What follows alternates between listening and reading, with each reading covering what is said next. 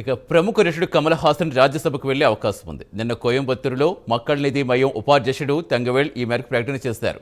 2021 శాసనసభ ఎన్నికల పొత్తు ఒప్పందం ప్రకారం రాజ్యసభకు కమల్ హాసన్ వెళుతున్నట్టుగా చెప్పారు. జూలైలో ఇద్దరు తమిళనాడు రాజ్యసభ సభ్యులకు పదవీకాలం ముగుస్తుండగా డీఎంకే పొత్తుతో కమల్ హాసన్కు రాజ్యసభ సభ్యత్వం దక్కనుంది.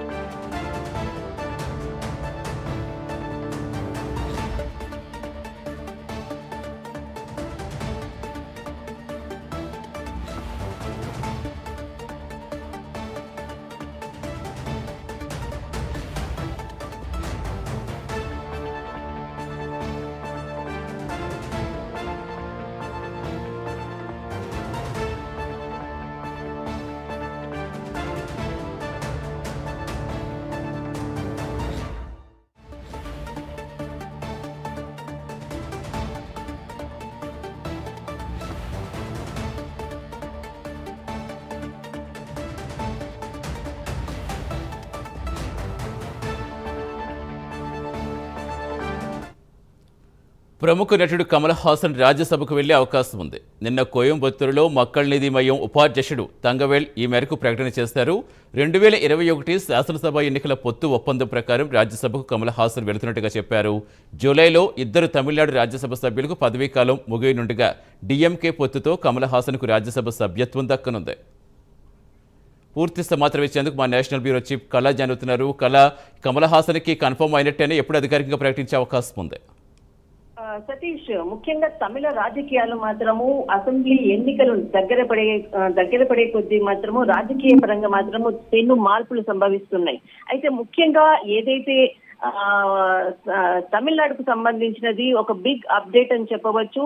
రాజ్యసభకు కమల్ హాసన్ నామినేటెడ్ పదవి తీసుకోబోతున్నాడు అన్నటువంటిది ఒక బిగ్ అప్డేటెడ్.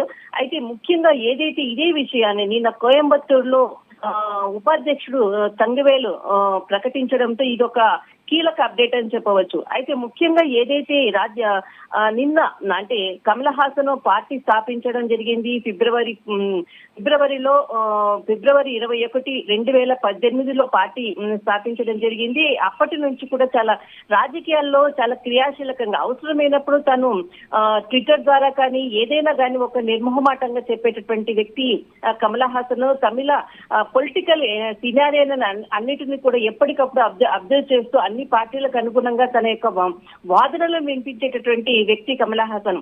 అయితే లోక్సభ ఎన్నికలకు ముందు డిఎంకే పార్టీతో పొత్తు పెట్టుకోవడం జరిగింది. స్టాలిన్ తో జరిగినటువంటి ఒప్పందం ప్రకారంగా రాజ్యసభకు నామినేటెడ్ పదవి ఇవ్వాలి అన్నటువంటి ఒక ఒప్పందం కుదిరింది. గత సంవత్సరము మార్చి 9, 2024 డిఎంకేతో డిఎంకేతో పొత్తు పెట్టుకున్నటువంటి నేపథ్యంలో భాగంగా రాజ్యసభ పదవికి కమల్ హాసన్ పేరు నామినేటెడ్ గా అనౌన్స్ చేయబోతున్నారు అన్నటువంటి విషయం మాత్రము ఒక అధికారికంగా ప్రకటించేది మాత్రమే పెండింగ్ ఉన్నదని సమాచారం అందుతుంది.